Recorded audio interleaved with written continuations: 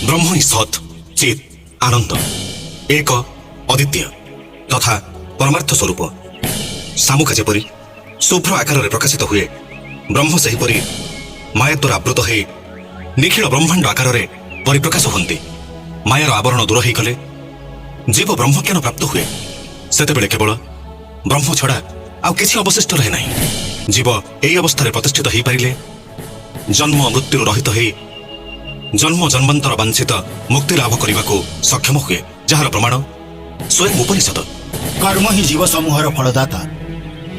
Weather कर्मकांड कर्म करने स्पष्ट भाव निर्देश दी अछि। वेद विधि अनुजाई कर्म करने ही मानव जीवनर सर्वश्रेष्ठ उद्देश्य। वैदिक मंत्र द्वारा जाग यज्ञ अनुष्ठान कले स्वर्ग प्राप्ति हुए। स्वर्ग प्राप्ति हेले मनीष मुक्ति लाभ करे जार प्रमाण स्वयं मीमांसा शास्त्र। शास्त्र विचार रे ए सिद्धांत को प्रमाणित